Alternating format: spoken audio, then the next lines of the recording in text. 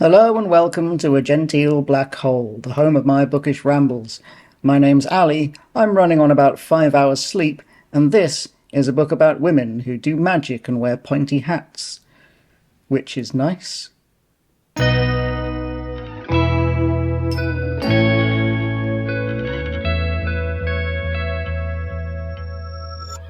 I recently reread Maskerade by Terry Pratchett as part of an ongoing project to try and read all of Discworld in order. Although I have to say I kind of failed from the start because I'd skipped the first two books. I did read them in my teens, but I'm just not a fan of Rincewind, and I allowed myself to skip them.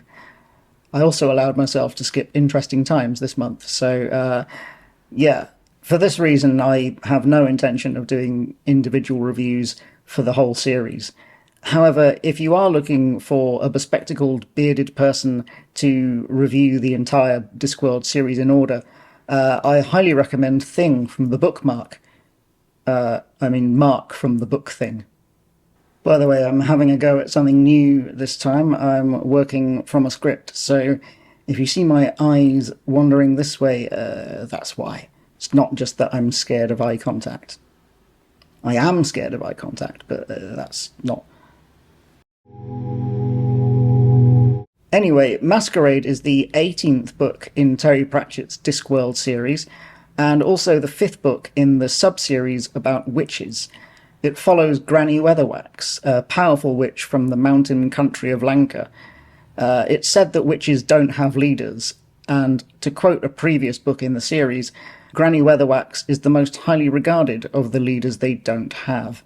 Granny is joined by Nanny Og, a witch with a bawdy sense of humour, an enormous family, and a murderous one-eyed cat called Grebo. Following the events of previous books, their coven is now sorely in need of a third member. And to quote, "You needed at least 3 witches for a coven. 2 witches was just an argument." The third member they set their sights on is a promising teenage witch called Agnes Nitt. However, Agnes has other plans. She dreams of being an opera singer and has left for the big city of Ankh-Morpork, where she manages immediately to get a job at the opera house. And while she's there, she befriends a ditzy young starlet called Christine. In fact, Agnes is far more talented than Christine. She is able to imitate any voice, regardless of register or gender. She can throw her voice across large distances, and she can even harmonise with herself. But she lacks Christine's star quality. That is to say, Christine is a pretty blonde waif, and Agnes is not. And so, in a plot reminiscent of Singin' in the Rain, Agnes ends up being used as a stunt voice for Christine. Throughout all this, Agnes gradually learns the various bizarre traditions and superstitions of the opera house. One such superstition is the existence of the opera ghost, a mysterious masked figure who haunts the walls and leaves threatening letters to ensure that a particular box seat is always made available to him. And as the murders begin, the Phantom of the Opera influence is probably obvious. Full disclosure here, I have never read or seen Phantom, and I can't bloody stand Andrew Lloyd Webber, so I definitely don't have any plans to watch the musical in any form. Maybe I'll try the book, but it's not high on my list, I have to say. Other plot threads include Nanny Og's obscene aphrodisiac cookbook, which becomes an unexpected publishing sensation and earns her a huge fortune, which Granny Weatherwax immediately has other plans for. The opera house's new owner, a retired cheesemonger called Seldom Bucket, who is distressed to discover that while a lot of money goes into the opera, not much seems to come out again. A famous foreign opera singer called Enrico Basilica, who, it turns out, is hiding his humble Ankh-Morpork origins and is actually called Henry Slug. Some very unconvincing undercover officers from the City Watch, who will be immediately recognisable to long-time Discworld readers. Nanny Og's cat Grebo, who, after the events of previous books, is able to take on human form, but only in emergencies. And the Opera House janitor, Walter Plinge, a man whose chaotic physicality and perennial beret will, to people from the UK and of a certain age, be somewhat reminiscent of a certain sitcom character played by a certain actor who may have also played a certain phantom. This seems like a lot of stuff to juggle, but Pratchett somehow pulls it off at the end. Although I do feel that the very end is a little bit rushed. That is kind of by design, as he's sort of parodying the ridiculous plot contrivances of operas, but it still kind of does just feel, yeah, a little bit too quick for me. Apart from that, my only real complaint is the fat jokes. Pratchett uses just about every amusing metaphor he can think of to emphasize Agnes's size. I think his intention was to emphasize her own low self-esteem and the way she's undervalued by her looks. So I wouldn't call it mean-spirited exactly. Agnes is undoubtedly one of the book's heroines, after all. We are invited to feel for her, to empathise with her when she's relegated to the chorus despite her great talent. And I don't think Pratchett was necessarily equating physical beauty to personal worth and goodness in the way that, say, J.K. Rowling would do. After all, it is clearly an injustice that the pretty but not particularly talented Christine is constantly favoured over Agnes. And she isn't even the book's only fat character. Nanny Ogg and Henry Slug are both described unequivocally as fat, and most of the heroic characters throughout all of Pratchett's work are described in humorously, physically unflattering terms.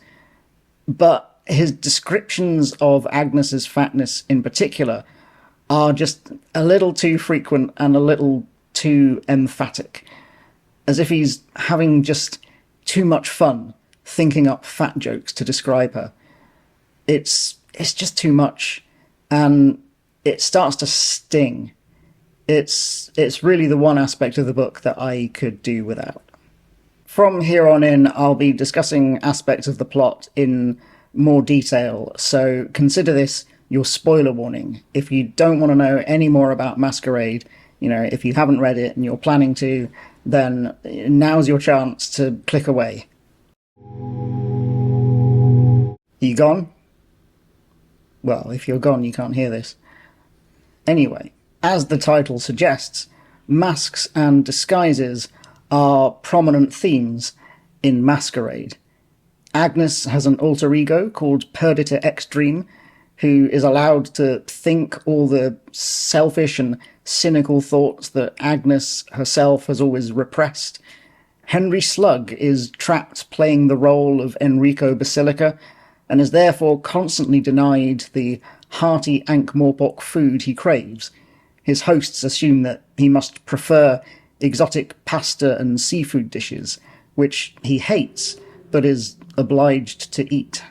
The opera ghost, of course, wears a literal mask, ironically making him instantly recognisable because you can't see what he looks like. And in a clever bit of Granny's headology, the unmasked ghost is given an invisible mask, granting him the confidence that he always lacked in daily life. Pratchett's clever references and occasionally oblique puns are sprinkled liberally, much to my geeky delight.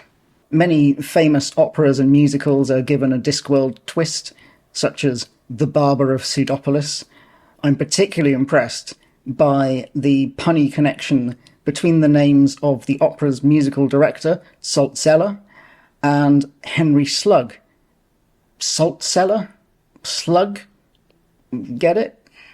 That said, I'm not really a fan of opera or Andrew Lloyd Webber musicals. I'm a Sondheim snob, sorry.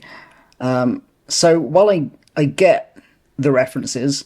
I recognise all of the opera titles that he's punning on. They don't kind of click with me. They don't fill me with the glee of recognition that something like Moving Pictures does with all of the references to the early years of Hollywood.